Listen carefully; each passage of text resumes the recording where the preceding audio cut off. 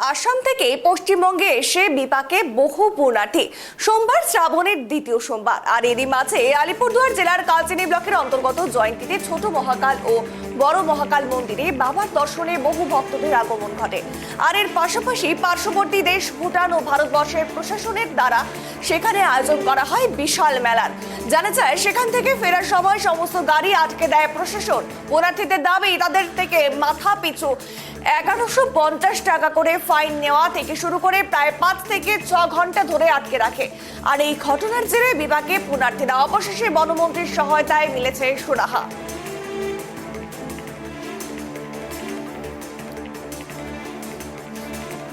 আমরা একবার জানাবো যে খবরের দিকে নজর রাখছিলাম। আসাম থেকে পশ্চিমবঙ্গে এসে বিপাকে বহু পুণ্যার্থী, কারণ সোমবার শ্রাবণের দ্বিতীয় সোমবার।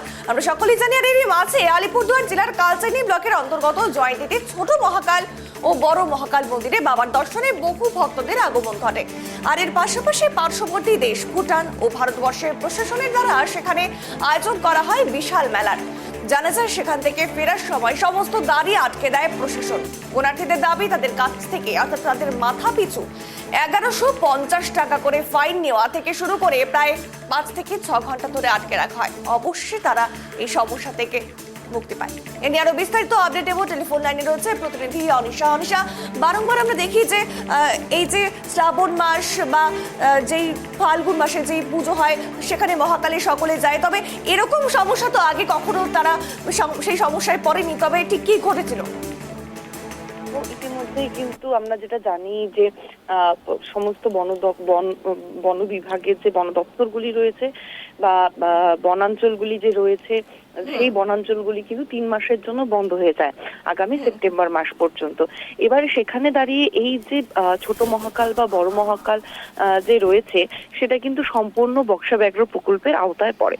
এবারে অভিনন্দা যে বিষয়টি ঘটেছে, গতকাল যেহেতু শ্রাবণ মাসে সোমবার ছিল এবং সকলেই জানি যে সোমবার দিন করে শ্রাবণ মাসের সব পুণ্যার্থীদের ঢল নামে বিভিন্ন শিব মন্দিরে বাবার মাথায় জল ঢালার জন্য। সেই মর্মে যেহেতু এই যে ছোট মহাকাল এবং বড় মহাকাল, এই দুটারই কিন্তু বহু প্রাচীন কাল থেকে কিন্তু এর পুজো হয়ে আসছে এবং বিভিন্ন জায়গায় এর মাহাত্ম্য কিন্তু ছড়িয়ে রয়েছে।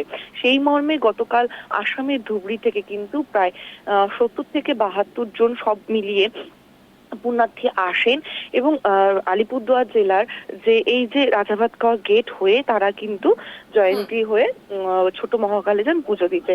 এবং সেই সময় কোনো সমস্যা না ঘটলেও পরবর্তীতে যেটা দেখা যায় যে তারা যখন নাকি পুজো দিয়ে ফেরেন, অর্থাৎ ফেরার পথে কিন্তু তাদেরকে আটক করা হয় এবং তার পরবর্তীতে তারা যে সেখানে প্রবেশ করে এবং তার পরবর্তীতে কিন্তু তাদের থেকে ফাইন নেওয়া হয়।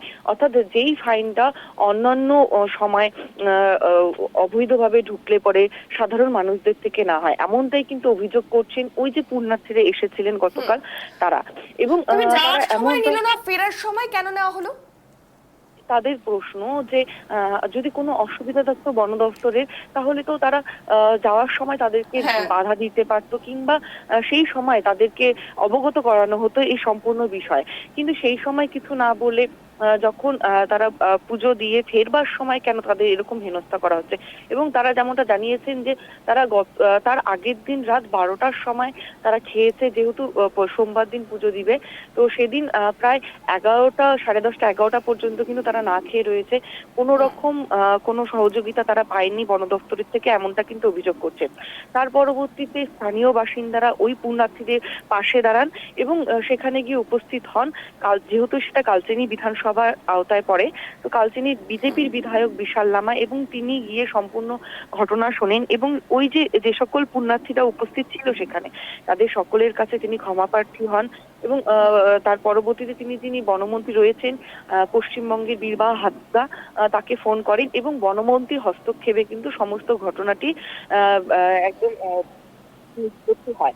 এবং তার পরবর্তীতে পুণ্যার্থীরা যথেষ্ট স্বস্তির নিঃশ্বাস ফেলে এবং সেই যে গ্রাম, অর্থাৎ জয়ন্তী যে গ্রাম রয়েছে, সেই গ্রামের সাধারণ কয়েকজন মানুষ তারা সেই পুণ্যার্থীদের জন্য কিন্তু অল্প কিছু খাবারের ব্যবস্থা করে, কেননা তারা কিন্তু বহু সময় ধরে একদমই না খেয়েছিল।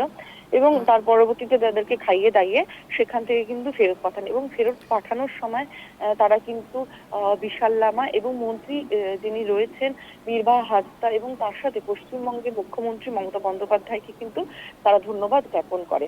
কিন্তু তারা কিন্তু যথেষ্টই এই বন দপ্তরের এই কর্মকাণ্ডের জন্য তারা যেটা দাবি করছেন তারা কিন্তু হতাশাগ্রস্ত হয়। অভিনন্দন।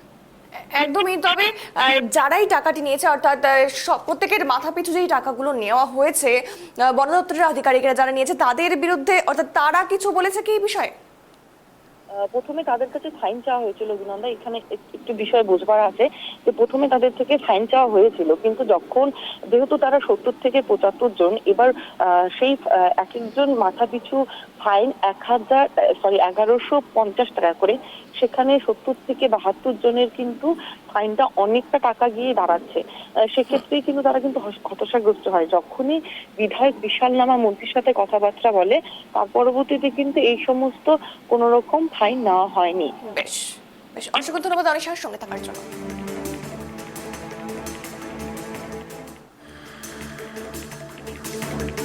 আমরা বললাম যাত্রা করতে আসছি জয়ন্তীতে।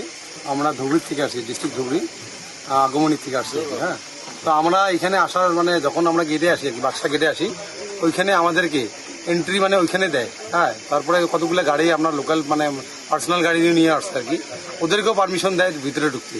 এখন ঢোকার পর আমরা যখন জয়ন্তীতে এসে যখন আমরা জল ঢালার পর যখন আমরা রিটার্ন হবো, তো আমরা কি হয়, আমাদের যে গাড়ি আছে যে গাড়িগুলোকে আটকাইছে এখানে, এখন পার গাড়িকে ফাইন দিতে লাগবে। তারপর মাথা প্রতি আমাদের পার ক্যান্ডিডেটকে পয়সা ১,০০০ এইরকম আমাদের কাছ থেকে এখন চাইতেছে। তো হাম্বেল রিকোয়েস্ট মমতা দিদির কাছে আমরা করি, আসাম থেকে আসছি তো আসাম থেকে আসার ভুল হয়েছে আমাদের হয়তো, ওই জন্য আমাদেরকে হ্যারাসমেন্ট করতেছেন। আর আমরা কাবারিয়া যাত্রী, আমরা যদি বলবম যাত্রা যদি করতে না পারি, তাহলে আমরা কি হিন্দু ধর্ম কি ছেড়ে দেবো? আমাদের হিন্দু ধর্ম কি এখন আমরা কি জলের নামাজ পড়তে লাগবে নাকি? যদি পড়তে লাগে, মমতা দিদি আপনি ডাইরেক্ট আমাদেরকে বলে দেন, আপনার অফিসার আমাদেরকে বলে দাও যে আপনারা এইগুলো ড্রেস খুলে नामाज पढ़ो। देखिए, सबसे पहली बात तो यह है कि सावन का महीना है और आप सबको सावन की शुभकामनाएं। तो भगवान भोलेनाथ सबके ऊपर कृपा दृष्टि बनाए रखे। तो यहाँ आज जो आप लोगों को जो समस्या हुआ है उसके लिए मैं खेद प्रकट करता हूँ। हमारे बंगाल के जो विशेष करके फॉरेस्ट डिपार्टमेंट की ओर से जो आप लोगों को तकलीफ हुआ, on behalf of department and on behalf of Paschim Bangal, मैं आप सबसे माफ़ी भी चाहता हूँ।